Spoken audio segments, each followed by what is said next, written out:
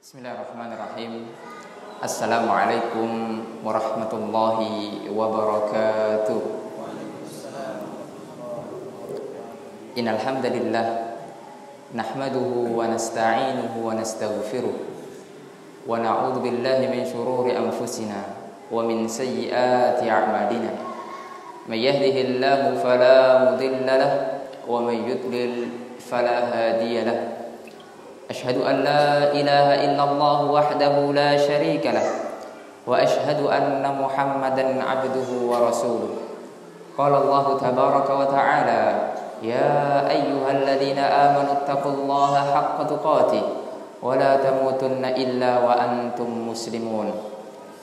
Alhamdulillah, kita bersyukur kepada Allah Subhanahu wa taala yang telah memberikan kepada kita nikmat iman dan nikmat kesehatan, sehingga kita dapat berkumpul di antara dari rumah-rumah Allah yang Azza wa Jalla, di masjid kita yang kita cintai ini. Semoga Allah Subhanahu wa taala memberkahi perkumpulan kita ini, dan tidak cukup kita berkumpul di dunia, semoga Allah Subhanahu wa taala mengumpulkan kembali kita nanti di surga Allah Subhanahu wa taala. Ma'asyiral muslimin rahimani wa rahimakumullah. Pada kesempatan kali ini, insyaallah kita akan mengkaji ayat-ayat Allah yang Azza wa Jalla dan sabda Nabi Muhammad sallallahu alaihi wasallam. Semoga memberikan manfaat bagi kita, melembutkan hati yang keras, memberikan ilmu yang bermanfaat bagi kita. Dan ini untuk pertama kali saya kesini di masjid Utsman bin Affan di desa Berkualitas, di desa Sendayan, ya Masya Allah. Ya. Kalau kita untuk sementara ini tinggalnya di Lipat Kain, ya, di Pondok Pesantren Madinatul Iman, ya, di bawah Yayasan Markis Darul Quran was Sunnah. Sementara kita tinggal di sana, ya, diamanahkan untuk memimpin pondok di sana. Tapi bukan asli orang sana, ya, jadi saya belum bisa bahasa kampung sini. Mohon maaf kalau misalnya nanti tidak ada bahasa kampungnya, ya, masih belajar. Ya. Saya aslinya orang Jawa Timur, Wong Jawa, ya, orang Jawa. Sebelum di sini dulu pernah sekolah sebentar, dikasih rezeki oleh Allah Subhanahu wa taala di Mesir, Al Azhar Kairo selama 5 tahun. Kemudian dikasih rezeki lagi oleh Allah Subhanahu wa taala sekolah di Universitas Islam Madinah. Jadi sekarang waktunya mengamalkan ilmu. Ketika dikasih rezeki, kita punya kewajiban untuk mengamalkan ilmu, menyampaikan ilmu. Insyaallah pada kesempatan kali ini kita akan membahas suatu tema, yaitu bagaimana kita bisa beragama Islam ini secara kafah, secara menyeluruh, tidak setengah-setengah. Karena agama Islam adalah agama yang hak. Allah Subhanahu wa taala berfirman, "Innad dina 'indallahil Islam." Sesungguhnya agama yang benar di sisi Allah Subhanahu wa taala adalah agama Islam.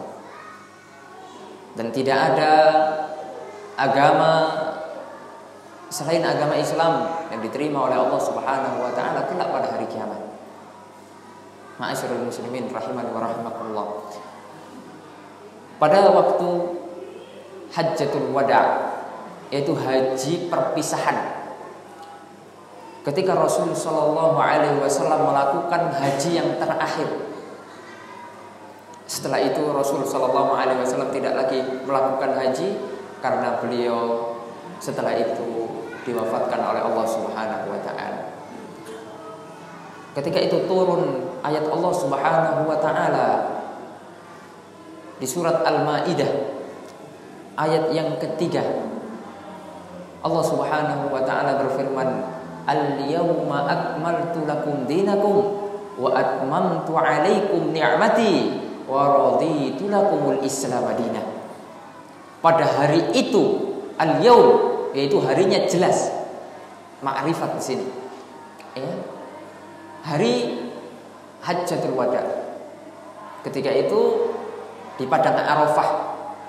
Bapak pasti tahu yang pernah umroh, pernah haji. Ketika itu di padang Arafah, Rasul sallallahu alaihi wasallam turun ayat ini. Tanggal 9 Zulhijjah. Kita sudah mendekati ya, bulan depan. Sekarang kita masih pada bulan Zulqa'dah. Ayat ini turun untuk mengabarkan bahwasanya agama Islam telah sempurna. Itu artinya apa? Tidak boleh menambah-nambah lagi syariat baru di dalam agama Islam.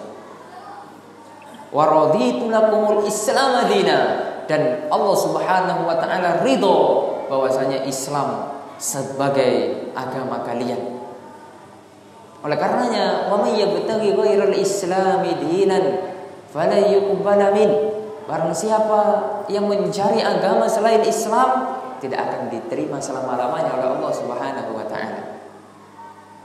Ketika kita mendapatkan nikmat Islam, hidayah Islam, maka itu adalah poin besar yang paling minimal kata para ulama. Ketika orang mengikrarkan dirinya memeluk agama Islam, dia tidak akan kekal selama-lamanya di dalam neraka. Ma'asyiral muslimin rahimani wa rahimakumullah. Karena bisa jadi orang muslim, orang yang beragama Islam masuk ke dalam neraka karena perbuatan-perbuatan maksiat yang dilakukan. Akan tetapi tidak kekal selama-lamanya. Suatu ketika, suatu saat akan Allah Subhanahu wa taala keluarkan, dan Allah Subhanahu wa taala masukkan ke dalam surga Allah Subhanahu wa taala. Akan tetapi bukan berarti kalau begitu bebas Ustaz. Kita maksiat sajalah, tidak apa-apa. Ya, toh juga nanti masuk surga juga. Bukan begitu. Ya. Bukan begitu pemahamannya. Kita tidak akan sanggup walaupun satu detik dimasukkan ke dalam neraka Allah Subhanahu wa taala. Karena azab yang paling ringan di dalam sebuah hadis Nabi Muhammad sallallahu alaihi wasallam, ketika kaki kita menginjakkan neraka Allah Subhanahu wa taala, baru saja menginjakkan, otak kita sudah mendidih. Itu menunjukkan kerasnya azab Allah Subhanahu wa taala, panasnya api neraka. Ketika kita kena sesuatu hal yang panas saja, kita akan mengalami kesakitan yang luar biasa. Itu di dunia. Belum lagi nanti di hari kiamat, di akhirat nanti, di neraka jahanam, wal'iyadzubillah. Oleh karenanya, marilah kita berusaha. Hidup cuma sekali, tidak akan berulang hidup di dunia ini. Oleh karenanya kata para ulama, ad-dunya mazra'atul akhirah.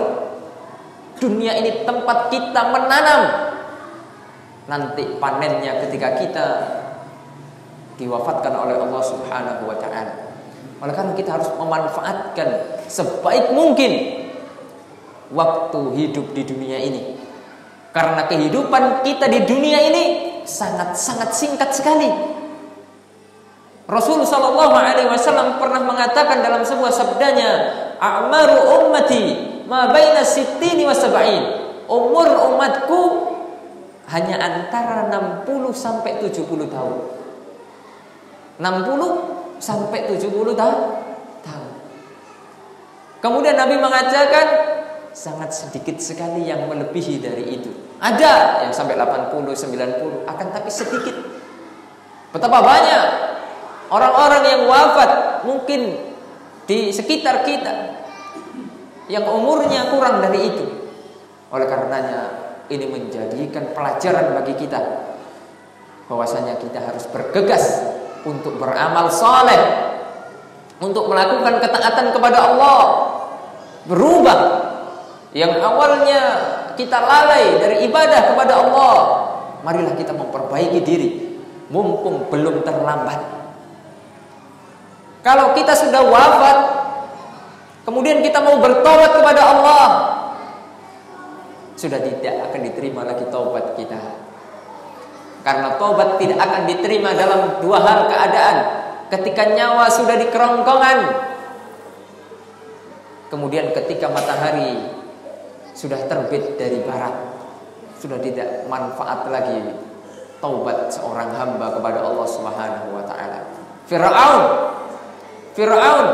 Siapa yang tahu Fir'aun? Manusia paling durhaka yang pernah hidup di muka bumi ini, yang mengatakan ana rabbukumul a'la. Saya Tuhanmu yang paling tinggi. Syaitan saja, makhluk Allah yang durhaka, tidak berani mengatakan saya Tuhan. Akan tetapi Fir'aun, seorang manusia yang berani, sangat berani mengatakan dirinya Tuhan, bahkan Tuhan yang paling tinggi katanya. Ketika Allah Subhanahu wa taala tenggelamkan Fir'aun di Laut Merah ketika mengejar Nabiullah Musa, Fir'aun berusaha untuk bertobat kepada Allah Subhanahu wa taala, menyesali perbuatannya. Akan tetapi taubatnya sudah tidak bermanfaat lagi, karena ketika itu nyawanya sudah berada di kerongkongan. Akhirnya Allah Subhanahu wa taala tenggelamkan Fir'aun di Laut Merah. Akan tetapi jasadnya masih utuh. Jasadnya masih utuh. Allah Subhanahu wa taala berfirman di dalam Al-Qur'an bahwasanya ketika itu jasad Fir'aun diselamatkan jasadnya, ya. Untuk apa? Untuk pelajaran bagi orang-orang setelahnya. Ini loh manusia durjana, manusia durhaka yang pernah hidup di muka bumi ini. Tidak berdaya seperti ini, seperti Fir'aun. Ma'asyiral muslimin rahimani wa rahimakumullah. Allah Subhanahu wa taala ketika berfirman di dalam surat Al-Maidah ayat ketiga tadi, setelah menyempurnakan agama Islam dengan sempurna-sempurnanya, Al-Imam Ibnu Katsir, salah satu mufassir, salah satu ahli tafsir yang tidak diragukan lagi keilmuannya, beliau mengatakan di dalam tafsirnya tentang ayat yang tadi, bahwasannya ini merupakan nikmat yang besar dari Allah Subhanahu wa taala kepada umat Islam, di mana Allah Subhanahu wa taala telah menyempurnakan agamanya. Allah Subhanahu wa taala telah menyempurnakan agamanya sehingga mereka tidak butuh lagi agama selain agama Islam. Ma'asyiral muslimin rahimani wa rahimakumullah. Lalu kemudian mereka juga umat ini tidak butuh nabi selain dari Nabi Muhammad sallallahu alaihi wasallam, karena Nabi Muhammad sallallahu alaihi wasallam khatamun nabiyyin, adalah penutup para nabi.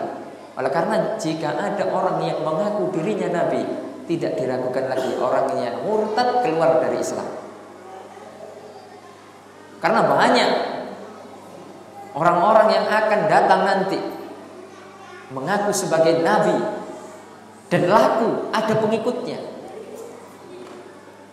Jangankan mengaku sebagai nabi, ada di Indonesia orang mengaku sebagai malaikat yang kemarin sudah tewas itu, ya, Lia Edan namanya, mengaku sebagai malaikat.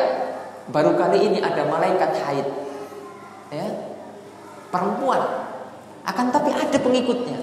Ini menunjukkan bahwasanya akidah umat Islam harus terus diperbaiki, harus terus diingatkan, karena fitnah pada akhir zaman ini dahsyat sekali.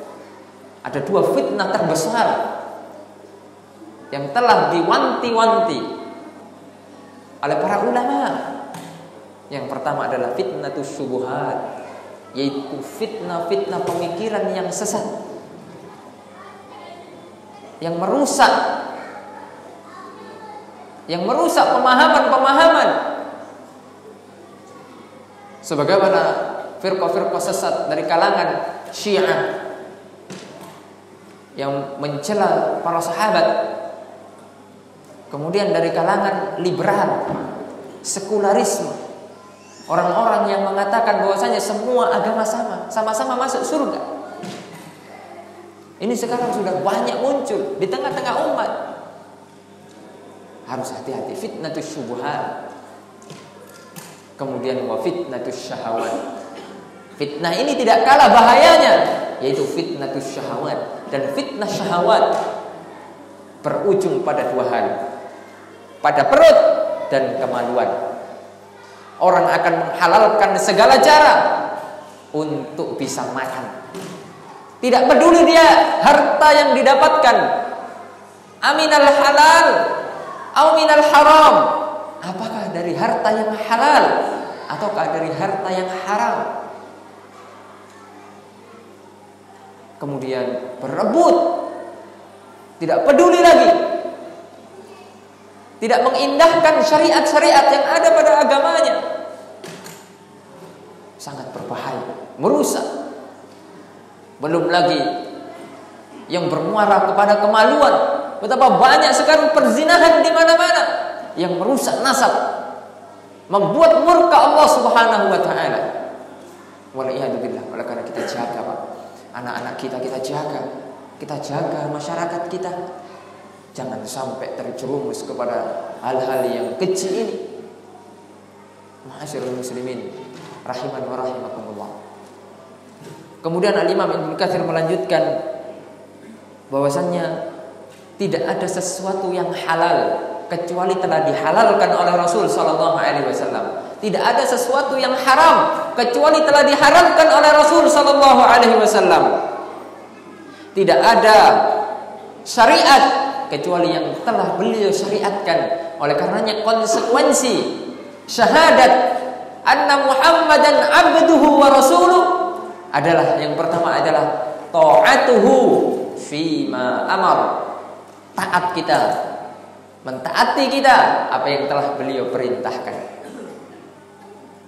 Wa tasdiqu bima akhbar, membenarkan yang beliau kabarkan. Semua yang beliau kabarkan di dalam hadis-hadisnya itu bukan keluar dari hawa nafsunya, akan tetapi itu adalah wahyu dari Allah Azza wa Jalla. Wa ma yantiqu 'anil hawa in huwa illa wahyu yuha.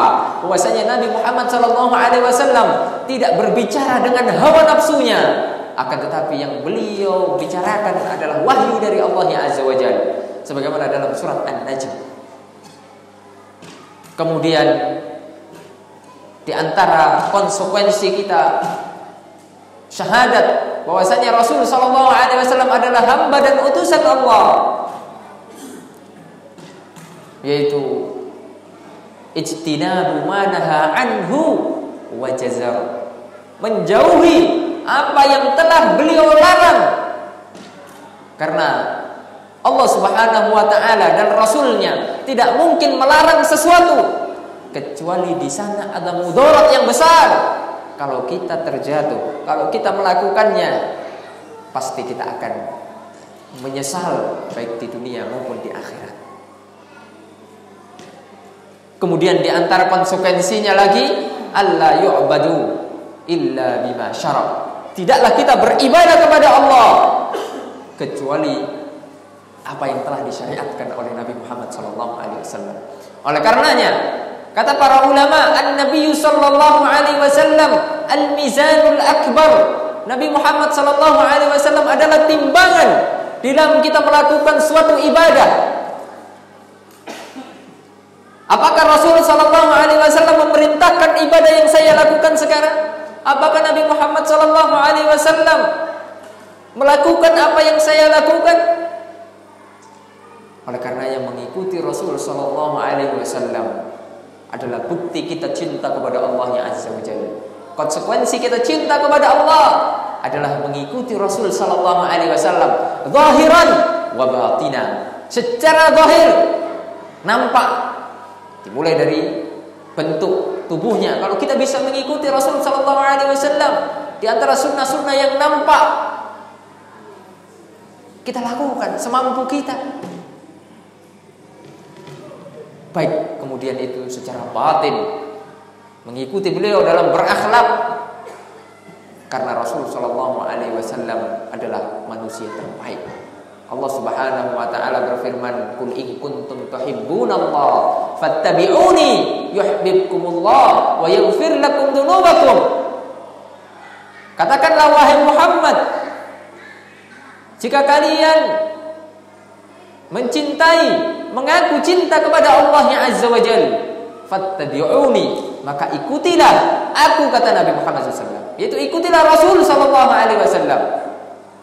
Niscaya Allah Subhanahu wa taala akan mencintai kalian dan akan mengampuni dosa-dosa kalian. Ma'asyiral muslimin rahimani wa rahimakumullah. Cukup pada diri Rasul sallallahu alaihi wasallam teladan yang baik. Laqad kana fi Rasulillahi uswatun hasanah. Telah ada pada diri Rasul sallallahu alaihi wasallam teladan yang baik. Oleh karena ma'asyiral muslimin rahimani rahimakumullah, ketika kita beragama dengan agama secara kafah, mengikuti keseluruhan syariat Allah Azza wa Jalla, tidak mungkin lepas kecuali dengan mengikuti Rasul sallallahu alaihi wasallam. Kemudian mengikuti agamanya para sahabat. Karena tidak akan mungkin kita bisa beragama, memahami dalil tanpa mengikuti pemahaman para sahabat. Karena para sahabat Nabi Muhammad sallallahu alaihi wasallam adalah orang-orang yang hidup ketika syariat Allah Azza wa Jalla turun, menyaksikan langsung. Oleh karenanya mereka lah paling paham. Oleh karenanya salah satu misi besar dari firqah sesat Syiah Rafidhah yaitu mencela para sahabat. Kenapa? Agar syariat tidak sampai kepada kita. Kalau sahabat sudah dicela, kalau sahabat sudah dituduh macam-macam, maka apa lagi yang tersisa pada syariat ini?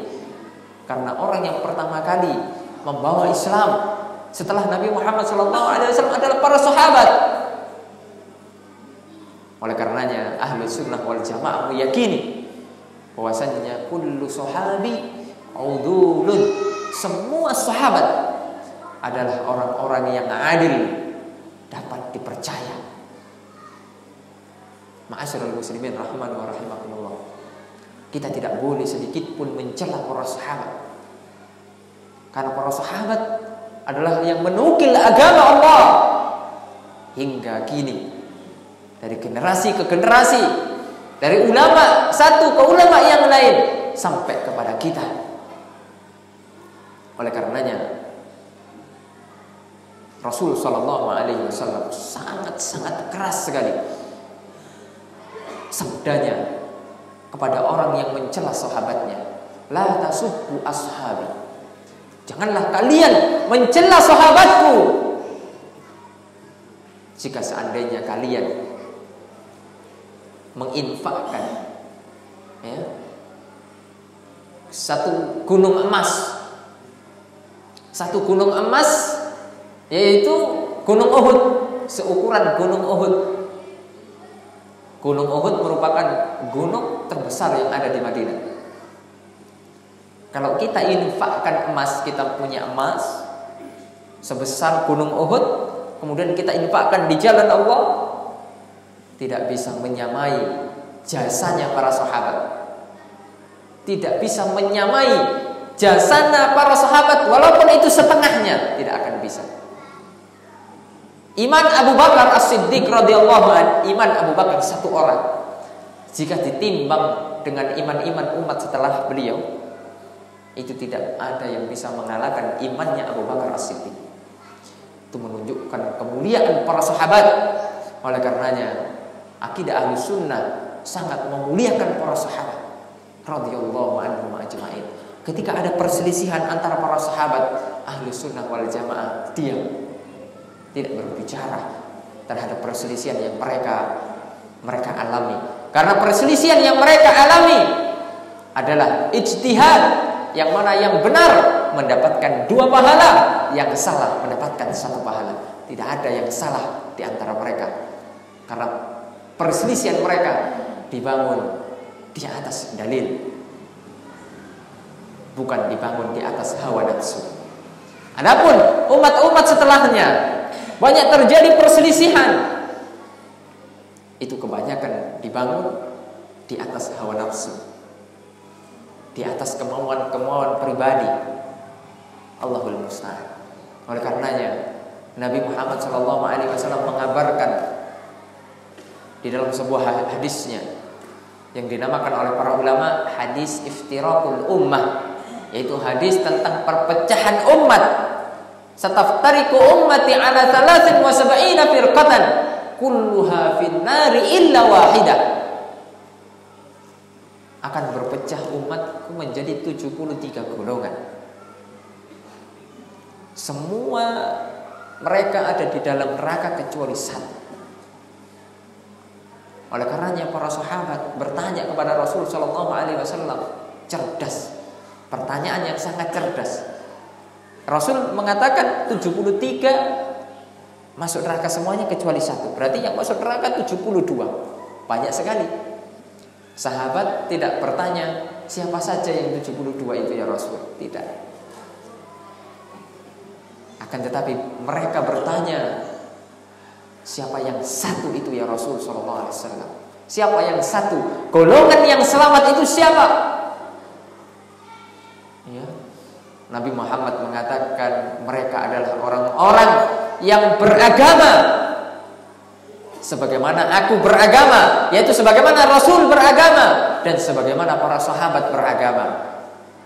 Itu mengikuti Rasul sallallahu alaihi wasallam dengan pemahaman para sahabat Nabi Muhammad sallallahu alaihi wasallam. Kemudian diikuti dengan pemahaman tabi'in, tabi'ut tabi'in, al-a'immah al-arba'ah, dan kemudian ulama-ulama ar-rasikhun yang lainnya dari generasi ke generasi hingga sampai pada generasi kita. Masyarul muslimin rahimani wa rahimakumullah. Allah Subhanahu wa taala berfirman, ya ayyuhalladzina amanu udkhulu fis-silmi kaffatan wa la tattabi'u khutuwatis syaitan. Wahai orang-orang yang beriman, masuklah kalian ke dalam syariat Allah Subhanahu wa taala secara keseluruhan, secara totalitas. Jangan ambil setengah-setengah.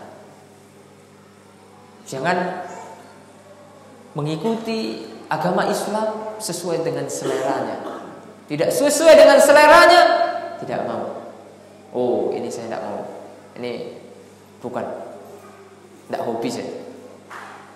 Syariat memerintahkan bahwasanya laki-laki harus sholat berjamaah di masjid. Oh, kalau sholat berjamaah di masjid, tidak hobi saya. Nah, ini saya tidak ambil. Cukup saya sholatnya di rumah saja. Tidak, saya tidak hobi. Jadi diambil sesuai hawa nafsunya. Syariat memerintahkan bahwasanya wanita harus menutup aurat dengan sempurna, menjulurkan jilbab-jilbabnya, menutupi dada-dada mereka. Sebagaimana firman Allah Subhanahu wa taala. Oh, kalau ini tidak saya ambil. Syariat yang ini tidak saya ambil. Karena kalau saya pakai jilbab ya Ustaz, panas. Belum lagi dikatakan kampungan. Belum lagi dikatakan ini dan itu. Ini belum kafah. Masih pilih-pilih syariat yang sesuai hawa nafsunya. Syariat Islam melarang kita untuk berjual beli, bermuamalah dengan riba. Wa halallahu al-bai'a wa harrama riba. Allah Subhanahu wa taala menghalalkan jual beli dan mengharamkan riba. Oh, tidak mau Ustaz. Kalau dari riba saya tidak bisa punya uang ya Ustaz. Kalau dari riba saya tidak bisa punya rumah, tidak bisa punya kendaraan, tidak bisa kredit mobil. Kalau dari riba gimana Ustaz? Saya tidak bisa punya apa-apa, miskin saya nanti. Tidak mau dia. Setengah-setengah. Ya. Oleh karenanya ketika ada syariat Allah Subhanahu wa taala yang mengancam, bahkan mengancam mungkin pekerjaan kita. Kita tahu setelah kita ngaji, oh ternyata pekerjaan kita adalah pekerjaan yang haram. Harus keluar. Harus melakukan pekerjaan yang haram. Ketika ada syariat demikian, maka yang kita harus dahulukan adalah syariat Allah, bukan kepentingan pribadi kita, bukan kepentingan perut-perut kita. Nabi Muhammad SAW pernah bersabda di dalam sebuah hadisnya, bahwasannya surga itu dikelilingi oleh hal-hal yang tidak disukai. Huffatil jannah bil makarih. Surga itu dikelilingi oleh hal-hal yang tidak disukai oleh hawa nafsu kita. Karena hawa nafsu kita pasti menginginkan yang buruk-buruk. Ya, hawa nafsu kita ini Pak selalu menginginkan hal-hal yang buruk. Innan nafsa la ammaratun bisu. Sesungguhnya hawa nafsu kita akan senantiasa menggiring untuk melakukan kepada keburukan-keburukan. Datang syariat untuk meluruskan agar nafsu kita direm, disalurkan kepada hal-hal yang baik. Oleh karenanya meraih surga itu tidak gampang. Kadang seperti sekarang malam Ahad, biasanya anak-anak muda, bapak-bapak ya jalan-jalan sama keluarganya, keluar ke pasar malam, ya kemana-mana. Itu yang disukai jiwa. Adapun duduk di majelis ilmu, nantilah kalau ngaji itu nunggu tua saja, biar orang-orang tua saja yang ngaji. Kalau yang muda-muda ini nantilah dulu, belum cukup umur, nantilah kalau sudah tua. Disuruh ke masjid, belum saatnya kita ke masjid. Masih ada itu atuk-atuk masih ada. Nantilah kalau atuk-atuk itu udah mati, baru saya ke masjid. Tidak mau deh. Hawa nafsunya tidak mau. Ayolah kalian baca Al-Quran. Al-Quran ini penenang, penyejuk jiwa. Sibuk Ustaz. Jaga toko. Toko Ustaz ada yang jaga. Jaga anak-anak Ustaz. Sibuk. Tidak ada waktu saya Ustaz untuk baca Al-Quran. Allahu Akbar. Surga diliputi hal-hal yang tidak kita sukai. Ketika datang bulan Ramadan, puasa, menahan lapar, menahan haus, menahan agar tidak berbicara yang kotor. Wah, udahlah, berat. Sebentar lagi ini ada syariat besar, syiar Islam, berkurban. Ada-ada aja syariat ini ya. Harus mengeluarkan harta beli kambing 2.500.000, 2 juta, banyak kali. Harus kurban lagi sapi 3 juta, masya Allah. Wah, tidak disukai. Kalau belanja, jangan main-main. Kalau belanja, masya Allah, tidak hitung-hitungan. Kalau sudah syariat, suruh infak, suruh sedekah ke masjid. Ini masjidnya belum jadi, ayolah Pak, kita iuran masjid. Masjid kita ini belum jadi. Jangan dulu. Kita bikin rumah dulu. Rumah kita belum cantik. Masa masjid cantik dulu, rumah kita belum cantik. Hawa nafsu. Pada ketika kita mati, rumah itu tidak ikut dikuburkan. Benar tidak? Apakah kalau kita mati, rumah ikut dikuburkan? Tapi kalau kita infakkan ke masjid, itu yang akan setia menemani kita nanti ketika kita di kuburan. Sebagaimana Nabi Muhammad SAW bersabda, yatba'ul janazata thalathun. Janazah itu diikuti 3 hal. Apa saja itu? Maluhu, hartanya. Wa ahluhu, keluarganya. Kemudian yang ketiga, wa amaluhu, amalnya. Fayarji'u usnani, 2 hal akan kembali lagi pulang. Harta kita Pak tidak akan kita bawa mati. Kita punya kebun 100 hektar. Jangan berpikir kebun akan ikut dikuburkan, sawit-sawit akan ditebang kemudian dikuburkan. Tidak mungkin. Kita punya rumah, gedongan. Kita punya kendaraan 100, mobil 100. sepeda motor 1000 misalnya, tidak akan mungkin ikut dikuburkan. Ibu-ibu punya emas batangan 1 kilo, 2 kilo, tidak akan mungkin ikut dikuburkan. Keluarga mentok ngantar sampai kuburan saja, Pak. Walaupun itu anak sematawayang kita, anak kesayangan kita, ataupun istri kesayangan kita, atau suami kesayangan ibu-ibu satu-satunya, tidak akan mungkin mau menemani kita di dalam kubur walaupun hanya 1 menit. Tidak akan mau, Pak. Mereka akan pulang. Bahkan kalau kita tidak ajarkan agama, tidak ajarkan ilmu agama, mereka akan pulang rebutan harta warisan. Betul enggak? Betul. Rebutan. Akan tapi yang setia menemani kita yaitu amalan kita, Pak. Itulah yang setia, yang akan menerangi kuburan kita ketika kita itu berada di dalam kegelapan. Kemudian kita memiliki amalan-amalan soleh yang banyak. Infak sedekah kepada masjid, infak sedekah kepada pesantren-pesantren, anak yatim, kepada janda-janda miskin. Masya Allah, itu yang akan menerangi kita nanti. Karena itulah harta sesungguhnya yang kita miliki, bukan yang kita simpan di ATM, bukan yang kita tumpuk-tumpuk di dalam lemari, di dalam berangkas, bukan itu. Nah, jadi tidak ada yang akan menemani kita nanti kecuali amalan kita, Pak. Tidak ada. Oleh karenanya amalan itulah yang harus kita perjuangkan. Orang-orang yang cerdas, orang-orang yang memiliki akal yang waras akan memperjuangkan hal-hal yang akan bermanfaat bagi dirinya. Karena kehidupan akhirat itulah kehidupan yang abadi. Wal akhiratu khairu wa abqa. Dan akhirat itu lebih baik bagi kalian dan lebih kekal. Wal akhiratu khairul laka minal ula.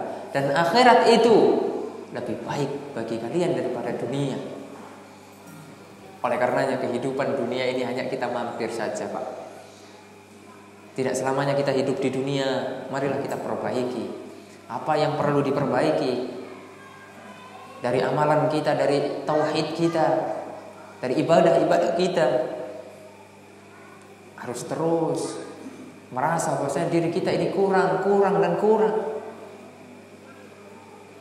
Jangan merasa dirinya cukup dan cukup. Tidak. Perjalanan kita masih jauh. Perjalanan menuju akhirat. Ma'asyiral muslimin rahimani wa rahimakumullah. Oleh karena Nabi Muhammad SAW senantiasa mengingatkan kepada kita bahwasanya kehidupan di dunia ini sangat singkat sekali. Kun fid dunya ka'annaka gharib. Jadilah kalian di dunia ini seakan-akan orang yang asing, aw abir sabil, atau orang-orang yang menyeberang jalan. Itu artinya apa? Kehidupan dunia bagaikan jalan. Kita berada di sini, ketika kita sudah menyeberang, inilah kematian kita yang sudah menanti kita. Aina matakunu yudrikumul maut walau kunta fi burujim musayyadah. Dimanapun kalian berada, walaupun berada di benteng yang sangat kokoh, kematian itu akan menjumpai kalian. Fa idza jaa ajaluhum la yastakhiruna sa'atan wa la yastaqdimun. Jika kematian itu sudah datang kepada kita, tidak akan mungkin, Pak, dimajukan ataupun diakhirkan walaupun sedetik. Oleh karenanya, sebelum itu semua terjadi kepada kita, marilah kita perbanyak amalan soleh, Pak. Kita perbagus. Karena yang paling penting adalah bukan terbanyak, tapi perbagus amalan soleh. Kalau bisa banyak dan bagus, itu yang luar biasa. Bagaimana yang bagus? Ketika amalan kita mencocoki apa yang telah Nabi Muhammad SAW lakukan. Ittiba'us sunnah, sesuai dengan sunnah Nabi Muhammad SAW. Bagaimana sholat kita? Bagaimana puasa kita? Bagaimana zakat kita? Bagaimana kurban kita? Hendaklah kita cocokkan dengan bagaimana Nabi Muhammad SAW perintahkan. Karena ittiba'us sunnah adalah salah satu syarat amalan itu bisa diterima oleh Allah Subhanahu wa taala. Kalau orang Pak hanya bermodalkan ikhlas dan semangat, akan tetapi tidak mengikuti sunnah Nabi, tidak mengikuti ajaran baginda Rasul Sallallahu Alaihi Wasallam, maka bisa dipastikan amalannya pasti ditolak. Pasti. Bukan saya mengatakan, tapi Rasul Sallallahu Alaihi Wasallam. Man amila amalan laisa alaihi amruna fahuwa raddun. Barang siapa yang beramal dengan suatu amalan yang tidak pernah kami ajarkan di dalam agama ini, pasti kata Nabi amalan itu tertolak. Sebagaimana riwayat ibunda kita Aisyah radhiyallahu anha. Sebagai contoh, saking semangatnya, saking ikhlasnya kita melakukan atau mengusulkan kepada DKM, Pak Imam atau bagian dakwah, janganlah kita sholat maghrib itu cuma 3, tambahlah sedikit, 3 itu terlalu kurang, tambahlah 2 lagi, jadi 5. Maghrib kan waktunya kita habis mandi, fresh, jadi 5 saja. Jadi sholat maghribnya 5 rakaat. Kira-kira diterima enggak oleh Allah Subhanahu wa taala? Pak, kira-kira diterima enggak? Ikhlas, orangnya ikhlas karena Allah, semangat. Akan tetapi kehilangan syarat, tidak mengikuti yang diajarkan oleh Rasul sallallahu alaihi wasallam. Sedangkan Rasul sallallahu alaihi wasallam manusia terbaik pernah mengatakan, salatlah kalian kama ra'aitumuni usolli, sebagaimana kalian melihat aku salat, yaitu sebagaimana Rasul sallallahu alaihi wasallam salat. Rasul mengajarkan bahasanya maghrib itu 3 rakaat. Satu contoh yang lain, semangat, kita punya uang lebih, ya. Kalau untuk beli sapi, itu kecil, remeh. Jadi tidak mau saya kurban yang remeh-remeh, uangnya banyak. Terus antum mau kurban apa? Gajah Ustaz, biar lebih gede lagi. Kerbau kecil, sapi kecil, gajah. Kira-kira boleh tidak kurban gajah? Pak, kira-kira boleh tidak? Boleh tidak? Tapi besar, enak, satu kampung nih, kampung Sendayan dapat semua daging gajah. Besar itu. Berapa kali lipat dari sapi itu? Apalagi yang besar itu, gajah. Kira-kira boleh tidak? Tapi dia ikhlas, Pak. Dia ikhlas karena Allah. Kemudian dia niatnya baik, biar daging itu terbagikan kepada masyarakat semuanya menyeluruh. Kalau sapi paling berapa RT saja yang dapat. Tapi kalau gajah merata. Kira-kira diterima nggak sama Nabi Muhammad SAW? Sama Allah diterima nggak kurbannya? Tidak diterima, Pak. Walaupun kurbannya gajah, semahal apapun, ataupun kuda, ya, ataupun apa? Saya pengen yang lebih tinggi, onta itu kurang tinggi, jerapah saja. Saya mau korban jerapah. Jadi saya nanti beli di kebun binatang, saya nanti bawa ke sini, saya korban jerapah, saya potong sendiri. Tidak diterima, Pak. Karena sudah ditentukan syariat korban itu yang boleh hanya 4 jenis hewan. Untuk selain itu tidak boleh. Yang pertama adalah sapi atau kerbau, onta, lalu kambing. Jadi paling murah kambing. Ustaz, saya tidak punya uang buat beli kambing. Boleh nggak saya kurban ayam? Ayam murah di pasar, 15.000 1 kilo. Ya. Ayam yang kecil, ayam yang koci. Murah. Nggak sanggup saya beli kambing 2 juta, nggak ada uang. tidak diterima oleh Allah Subhanahu wa taala. Karena kita hanya modal semangat itu tidak cukup, Pak. Modal semangat di dalam ibadah, hanya modal ikhlas itu tidak cukup. Harus sesuai dengan syariat Nabi Muhammad SAW. Ini yang harus kita perhatikan, Pak. Harus kita perhatikan ini. Ya. Banyak dilalaikan ini. Syariat ini banyak dilalaikan. Asal yang penting ibadah, yang penting baik, yang penting baik. Baik saja tidak cukup.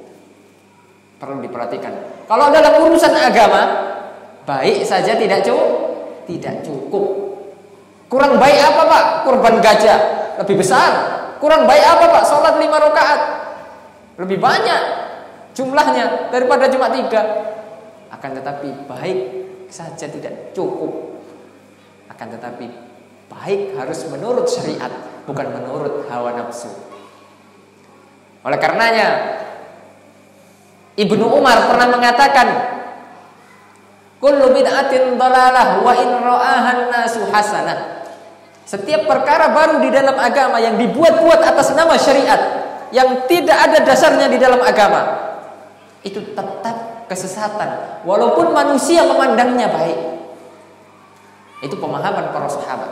Walaupun manusia memandangnya baik, akan tetapi ukuran bahwa syariat itu diperintahkan atau tidak bukan manusia. Akan tetapi barometernya adalah bagaimana qala Allah wa qala Rasul sallallahu alaihi wasallam. Kemudian bagaimana dipahami oleh para sahabat radhiyallahu anhum ajma'in. Itulah yang harus kita perhatikan di dalam kita beragama, agar kita bisa masuk, agar kita bisa menjalankan agama Islam ini secara kafah, secara total.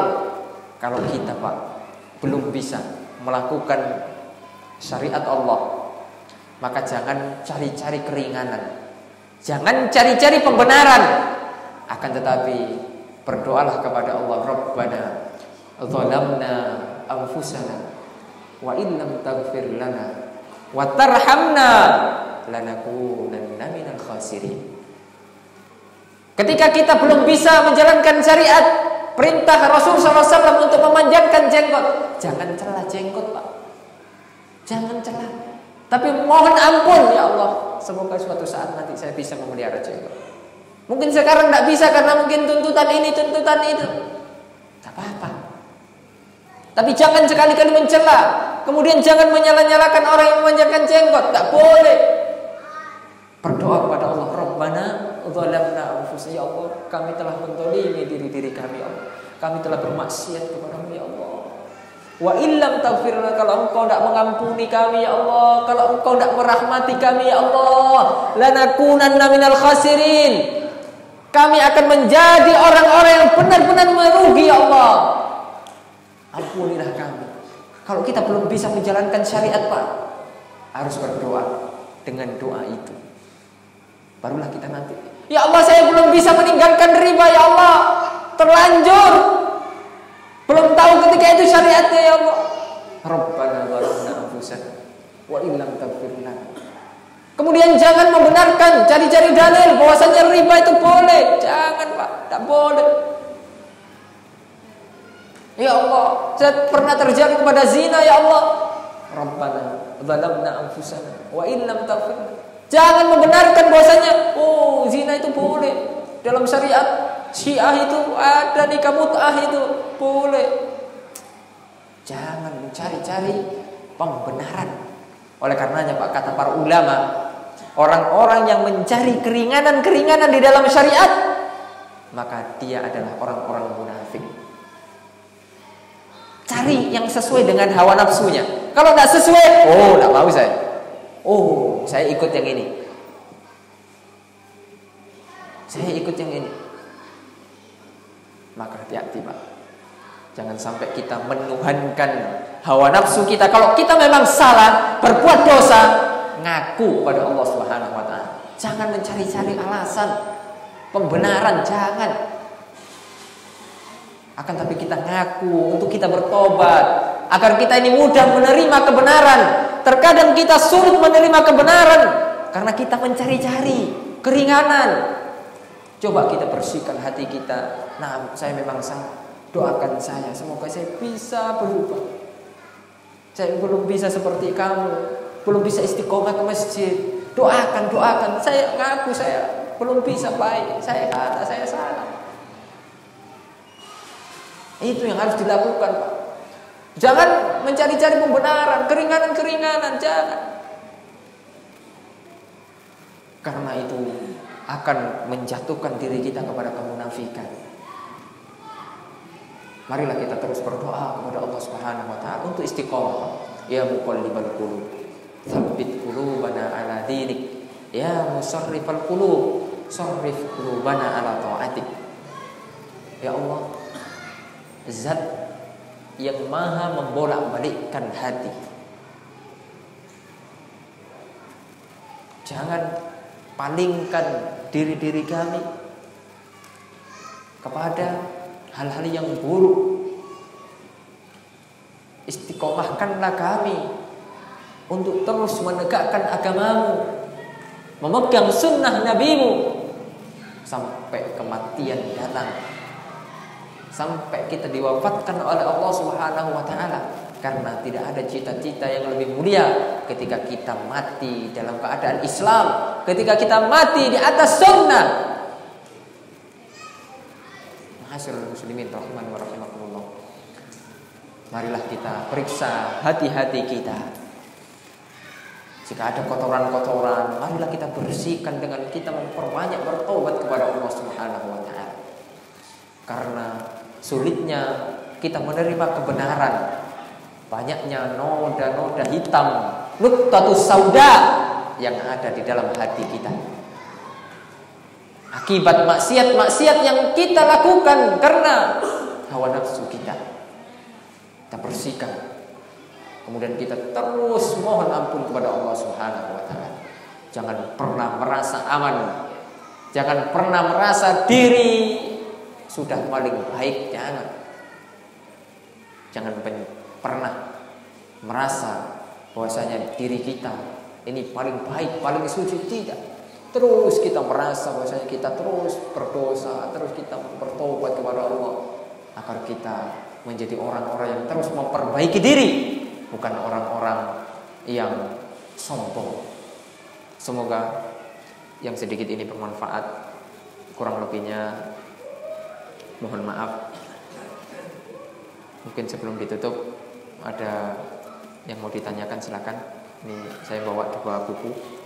Nanti yang bertanya ada kasih dulu 2 pertanyaan saja. Silakan. Nah, kita punya kebun luas. Kalau kita infakkan semua, anak kita hidup miskin. Ya. Anak kita hidup miskin.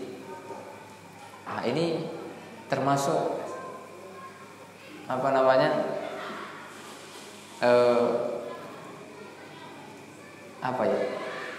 Sebenarnya tidak boleh kita berkata seperti itu, karena itu takutnya suudzon kepada Allah.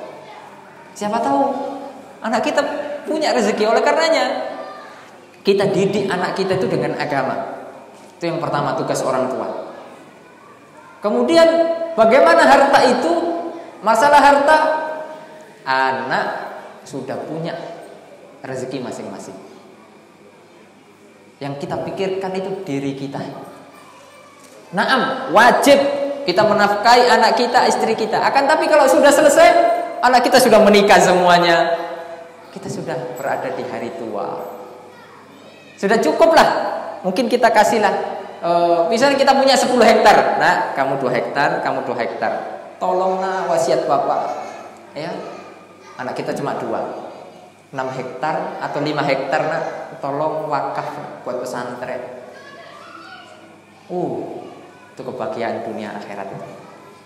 Anak bisa tenang kita meninggalkan. Insyaallah lah 2 hektar itu cukup lah. Kalau cuma untuk makan cukup.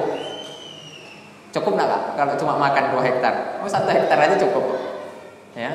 Apalagi kalau harganya lagi naik-naiknya ya. Nah, ini nak wakaf untuk pesantren. Atau kamu yang buat pesantren. tidak masalah. Ya. Atau diwakafkan. Ini luar biasa. Ya, ini luar biasa. Dahulu para sahabat itu,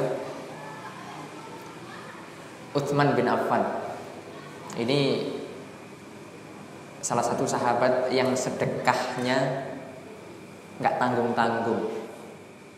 Sedekahnya Utsman ini nggak tanggung-tanggung, luar biasa. Belum lagi sahabat yang lain, Abdurrahman bin Auf. Utsman pernah membeli sumur dari orang Yahudi. Ketika itu orang Yahudi itu dia punya sumur, sehingga orang-orang umat Islam yang ada di Madinah itu ketika ngambil air di situ bayar. Ya, sehingga apa? Orang Saudi ini kaya dia. Karena orang manusia butuh air, mau tidak mau orang harus beli. Karena sehari-hari pasti manusia itu butuh air. Entah dia buat minum, buat buang air kecil, buang air besar dan lain sebagainya. Kemudian kata Rasul SAW, siapa yang mau membebaskan untuk wakaf buat kaum muslimin, sumur itu dakhalal jannah, maka baginya surga. Utsman. Masalahnya bukan masalah itu, akan tapi orang Yahudi itu tidak mau jual. Sekarang kita punya duit, kita pengen beli kebun yang ada di dekat pasar air tiris. Kita punya duit banyak, kita pengen bikin apa gitu yang luas itu. Masalahnya orangnya tidak jual, itu yang pening. Akan tetapi masya Allah berikan kepada Utsman lisan yang sangat pintar untuk negosiasi, tawar menawar, masya Allah. Dia rayu pak orang Yahudi itu pak. Akhirnya gol. Akan tapi orang Yahudi ini licik. Berapa harganya? 15.000 dirham. 15.000 dirham kalau dirupiahkan 1 M, 1 miliar. Sumur, cuma sumur. Akan tapi tidak diberikan atau tidak dijual sepenuhnya. Jadi Yahudi ini licik dia, biar mereka tetap dapat uang gitu.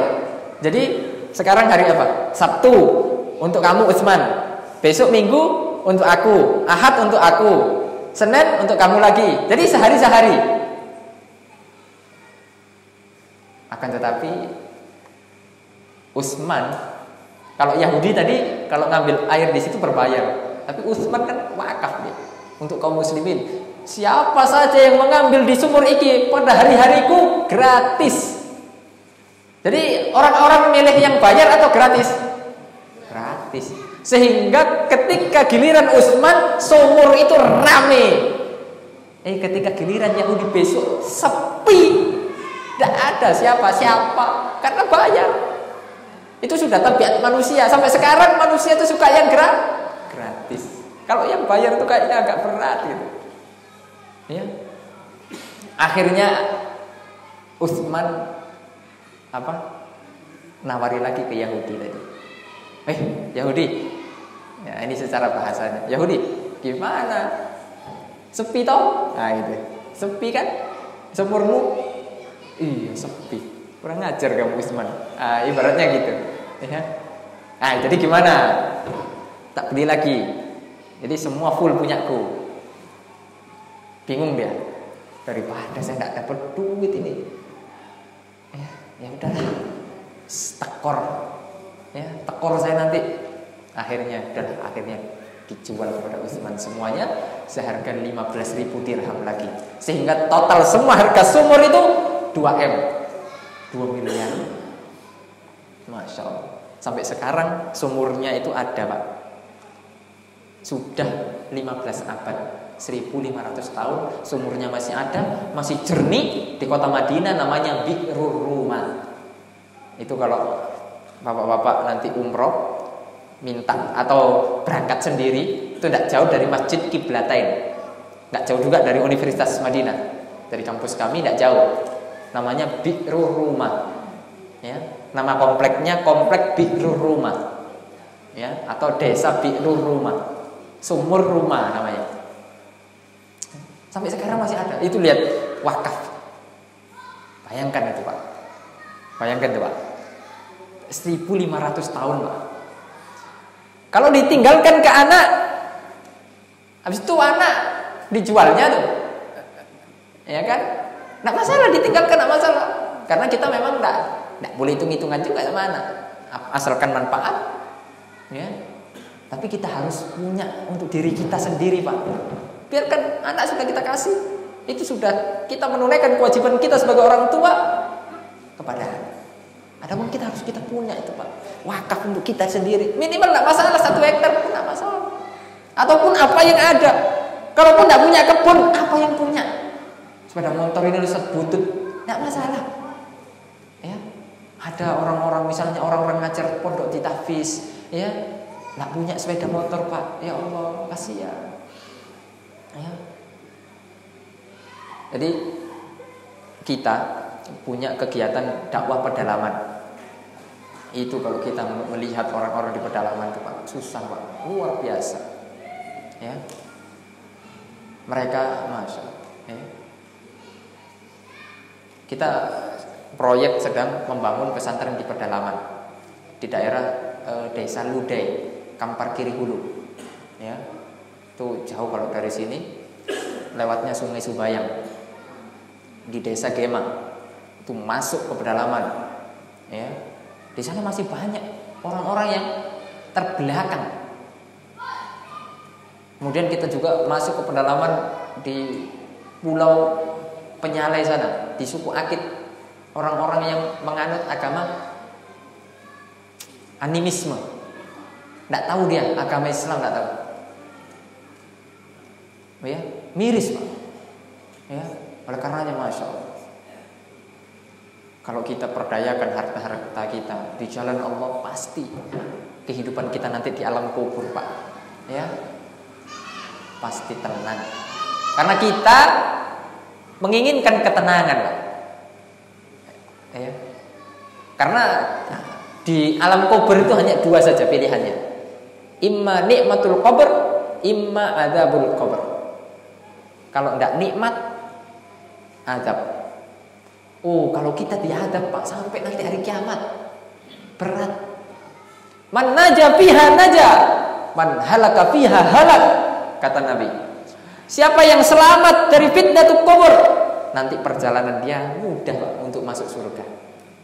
Akan tapi kalau sudah terhalang dulu, aduh repot. Ya, maka kita harus berusaha ya memanfaatkan harta-harta kita. Nah, dosa zalim.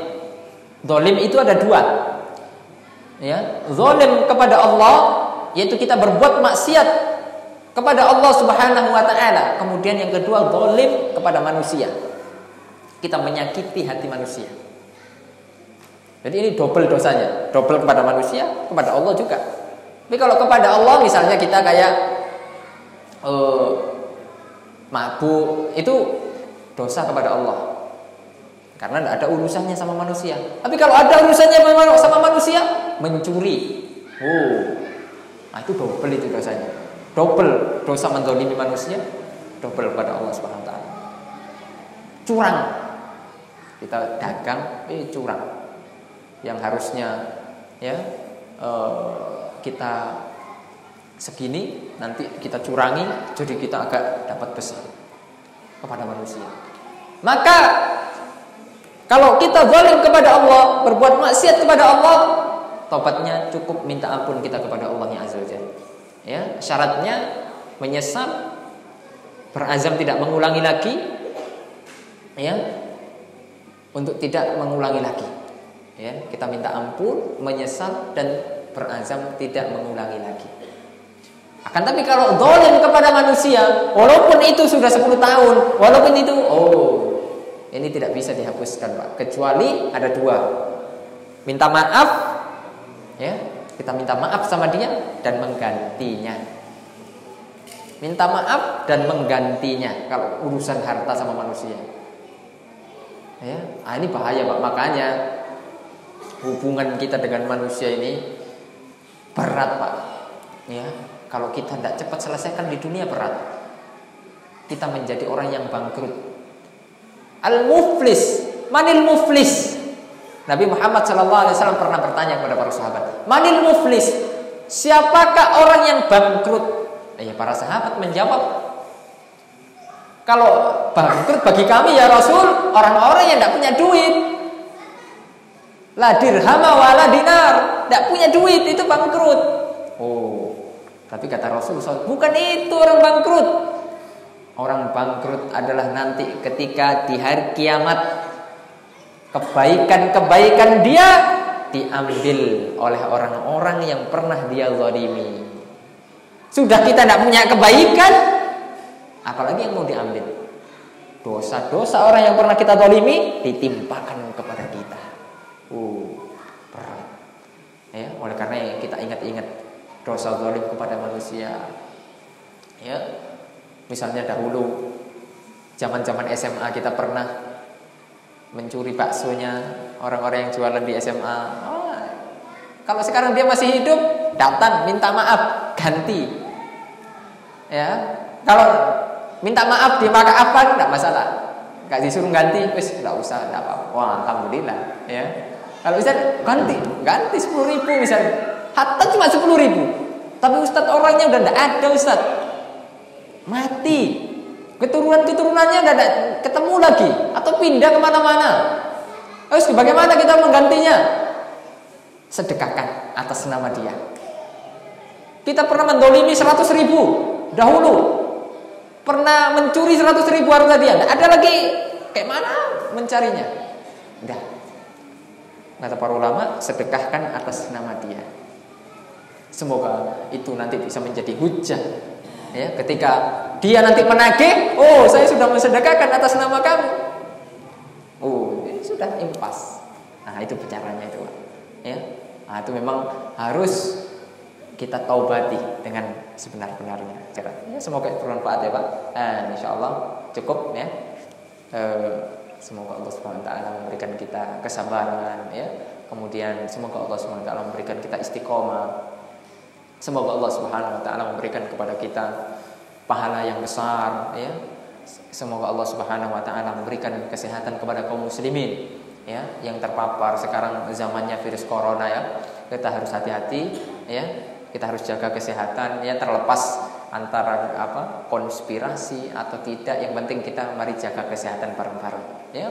Kita tawakal kepada Allah Subhanahu Wa Taala, kita mohon kepada Allah Subhanahu Wa Taala agar dijauhkan dari berbagai macam penyakit. Subhanakallahumma wa bihamdika asyhadu an la ilaha illa anta astaghfiruka wa atubu ilaik. Wassalamualaikum warahmatullahi wabarakatuh.